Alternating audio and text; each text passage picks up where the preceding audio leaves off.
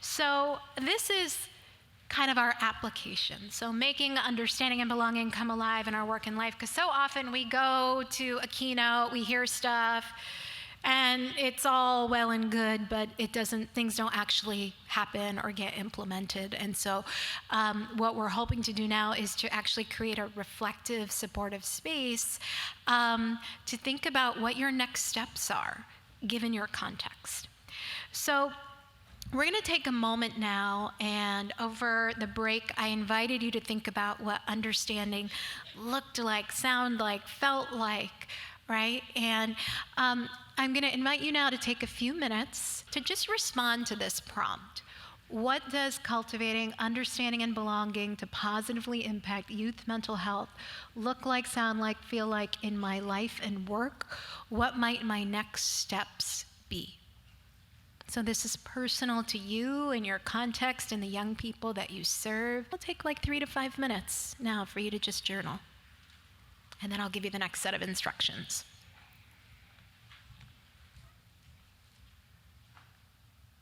So I want to remind us back into our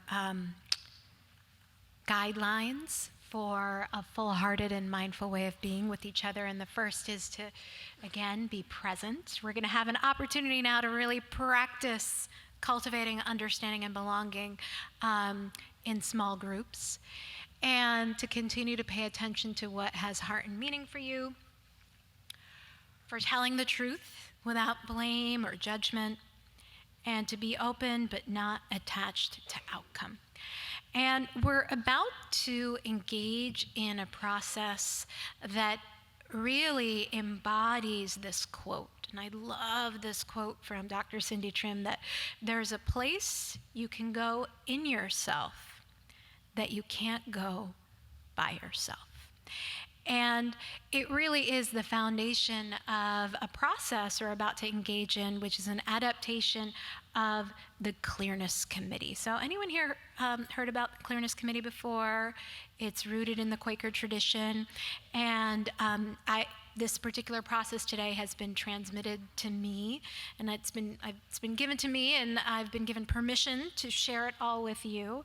And the Clearness Committee, its roots are from the early Quakers, and it's a discernment process to help achieve clarity about anything they wanted to reflect on more deeply in community. And if you actually Google Clearness Committee, there's some beautiful videos out there that explain it a little more. But it really lifts up like the power of being held by others to get clear, hence the name Clearness Committee, on what your next steps are.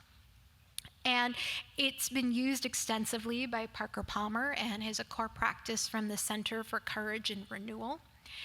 And the version we're going to experience today is much shortened, but I've used it with so many groups I've lost count, and they've still reaped the benefits even through an adapted version.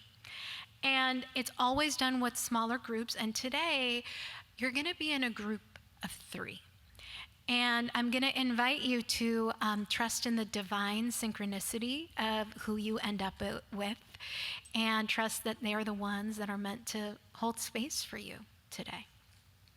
And so this is the process, and you all have a handout, so this is a good time to look at the handout that you got at registration. So I want to make sure we're super clear with instructions. And also to name that if you find this experience supportive, many people kind of bring it back to their context and have adapted it in ways that fit their context. And essentially, among the 3 of you, you are going to rotate these roles. So you'll do 3 rounds, and each round you will play a different role. So each of you will get an opportunity to be a focus person, and that's the person that is going to be sharing your response. Again, all of you are going to do this, but in like the first round, say if you decide who's going to play each of these roles, a focus person will respond by sharing their answer to the journal prompt we just had around what does understanding and belonging look like, sound like, feel like in your life and work, and what your next steps are. And you'll be sharing with them. And then as you share, and I'll go through the process in a little bit, I want to just kind of go through rules, but as you share, your two colleagues are going to both serve as compassionate witnesses, and they're going to practice that full-bodied, deep listening as you share. And then they'll have an opportunity, and I'll do all the timekeeping from up here to help you move along through the protocol and the process. And they were going to ask you some questions to help you gain further clarity around what your next steps might be after you leave here today. And so you will also, one of the compassionate witnesses will also be like a timekeeper that's going to kind of help the group move along, but also know that I will be doing that from up here as well. And then we have our resource guides that if they're, if we do need 3 per group, so our resource guides might need to step in and be part of a group, and we ask that resource guides you also participate. Okay, so the focus person shares what's coming up for them in terms of their response to that journal prompt around next steps for understanding and belonging. And then the compassionate witnesses ask open, honest questions. And I want to really clarify here that this is not a question that you know the answer to. It's never a question. It's never a yes or no question. And you are listening so deeply when your colleague is sharing that you're tuning in at a deeper level, that you're asking a question that can maybe awaken the deeper wisdom that already exists in your colleague. You know, I think of, even in my coaching practice, it's sort of like assisted thinking, like you're just tuning in and asking a question that's drawing out the wisdom. And it really rests on the belief in your colleague's capacity. So there's no fixing, saving, advising. You're not saying, did you try this? Did you try? None of that. You are really tuning in, and you are asking a question in service of your colleagues' deeper clarity on their next steps. And so again, not a yes or no question, not a question you can know the answer to. And so the focus person is going to share their response to this question, and the compassionate witnesses after the focus person shares are going to ask these open, honest questions. So here are some examples of open, honest questions. For example, when did you first become aware that this is something you would like to explore? What is an underlying pattern or belief you may have about this? You can use a metaphor, and this is always really powerful. If your aspirations were represented by an animal or the weather or anything that comes to mind, what would it be and why?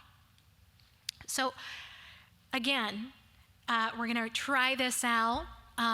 But the honest, open questions are questions you're really tuning in with that deep listening, and you're asking a question that is really also motivated by your genuine curiosity around what your colleagues shared.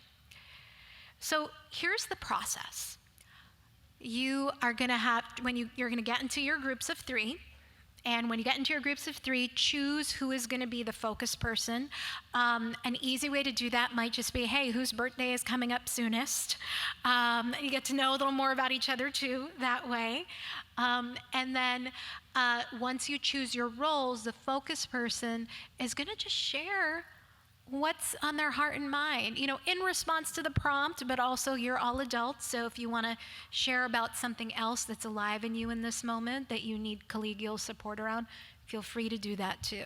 This is all in the spirit of getting support for greater clarity around something in your life. And then the compassionate witnesses, so that's 4 minutes, and again, I'm doing all the timekeeping up here, so I'll say, okay, focus person, begin to share. And then you'll see my hand raised. You got to kind of, when you start seeing other hands up, it's time to finish your sharing. And then we'll have 7 minutes of compassionate witnesses asking questions, asking those honest, open questions. And then And then the focus person's going to respond. So you're going to ask a question, they'll respond. And, just being mindful of equity of voice here among the compassionate witnesses who are asking the questions. And then the third step is the compassionate witnesses are going to reflect back noticings. Now, this is where you're going to really need to be practicing that full-bodied listening, because you're going to reflect back, oh, I noticed that you closed your eyes when you answered this question, or I noticed that your pace of how you spoke slowed down when you were talking about that, or I noticed that you put your hand on your heart when you were sharing about this. You're reflecting back your observation. Sometimes this can go into like affirming and like that's okay, but I do want you to know the protocol is really about reflecting back what you noticed in terms of what they said and their body language, facial expressions. And we're doing that because we rarely listen deeply in our day-to-day. And we are giving the gift of someone being fully seen and heard and listened to, which is essential, right, for cultivating understanding and belonging. We're putting it into practice. And then the last 2 minutes, it goes back to the focus person. And the focus person is just going to share what's coming up for them now. What are they thinking about now? They may or may not have an insight, but it's an opportunity for them to just share anything that's coming up for them. I'm going to leave this slide up. You also have the protocol in your handout. So right now, let's see if we can find a group of 3. And if you are short of a group of 3 where there's only 2, raise your hand and our resource guides will come and join you. Yeah, or we'll move people around.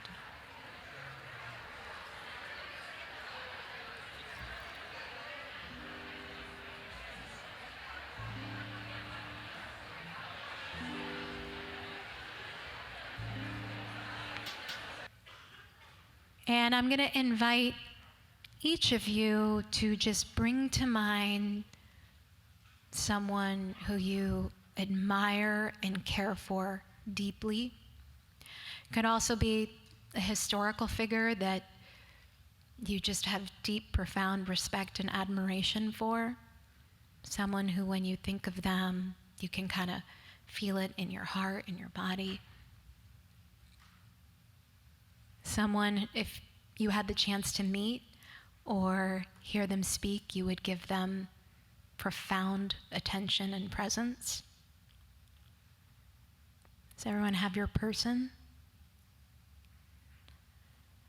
So the invitation now is to offer the same quality of presence you would offer that person to your colleague, to the focus person that is now sharing.